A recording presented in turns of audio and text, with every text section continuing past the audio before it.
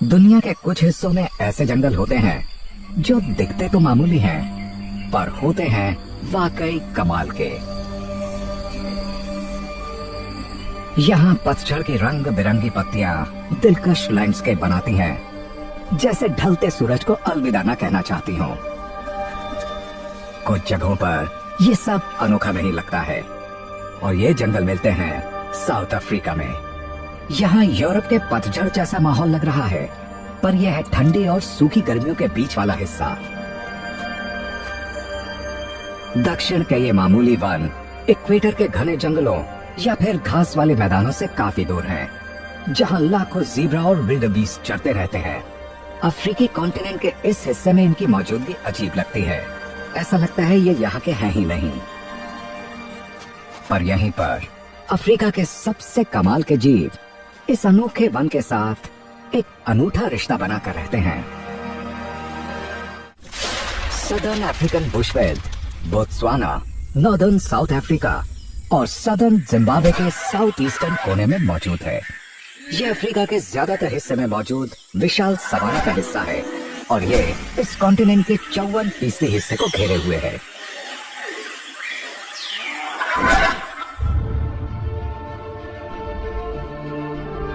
Southern African बुशवेल्ट एक classic savanna है।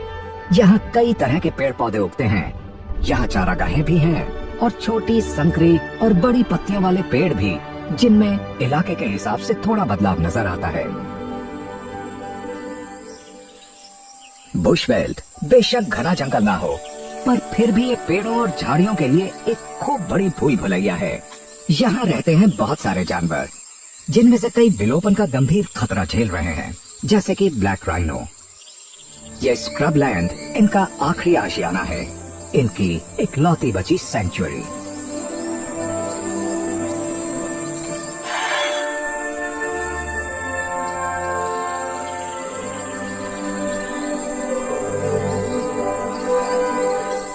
ये झाड़ियां इनका पेट भी भरती हैं, क्योंकि ये इन कम ऊंची वाली डालियों, पत्तियों और पौधों को ही खाते हैं।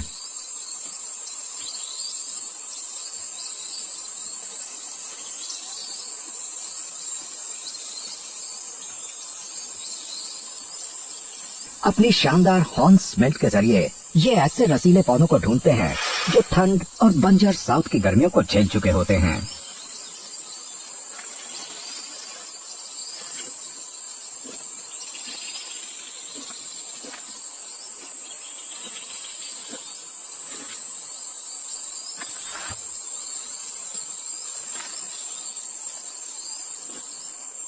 माँ और बच्चे को साल के दौरान टेम्परेचर में होने वाले जबरदस्त बदलावों का सामना करने लायक होना चाहिए, जैसे -3 डिग्री नीचे से लेकर 40 डिग्री सेल्सियस तक।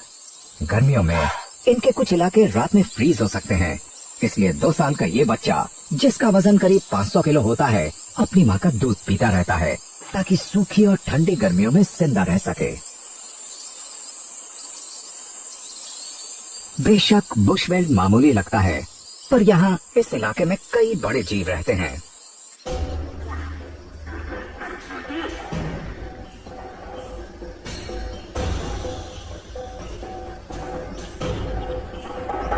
बफेलो, ज़ेब्रा और विल्डबीस्ट इस इलाके में घूमते रहते हैं। कम पेड़ों वाले इस इलाके में उनका आना जाना लगा रहता है।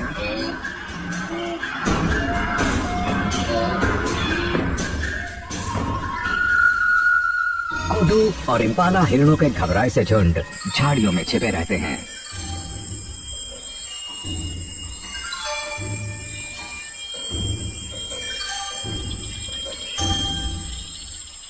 भागकर झाड़ियों में छिपने से सिक्योरिटी का एहसास होता है,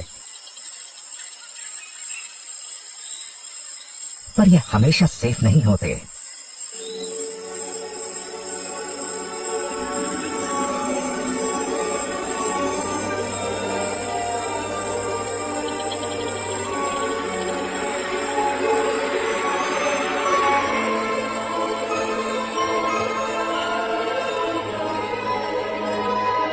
वाइल्ड डॉग्स बुशवेल्ट में गश्त लगाते रहते हैं, किसी मुठभेड़ की तैयारी में। ब्लैक राइनो की तरह ये अनोखी स्पीशीज भी भारी खतरे से घिरी है।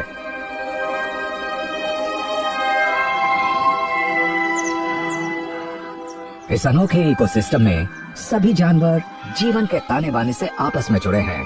इनमें बहुत से पक्षी, कीड़े और मैमल शामिल हैं। और ये पेचीदा रिलेशनशिप इन बफेलोज जैसे बड़े मैमल्स के इर्द गिर्द मौजूद दिखती है।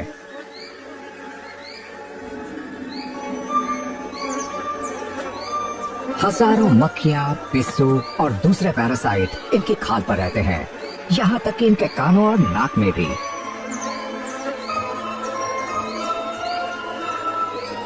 और फिर इनकी तरफ आकर्षित होते हैं रेड बिल्ड ऑक्सपेकर्स, जो इन छोटे पैरासाइट्स को खाते हैं। और कभी कभी ये इनके खून की दावत उड़ाने का मौका भी नहीं गंवाते। दूसरी तरफ विशाल और ताकतवर अफ्रीकी हाथी भी इस माहौल का एक जरूरी हिस्सा हैं।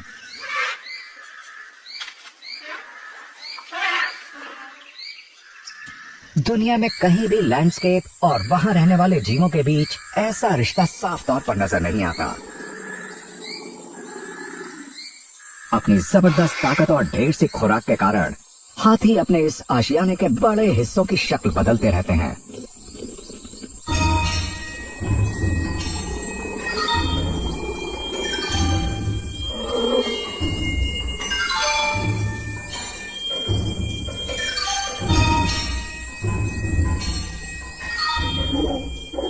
यह रिश्ता प्यार और तबाही दोनों से ही जुड़ा है।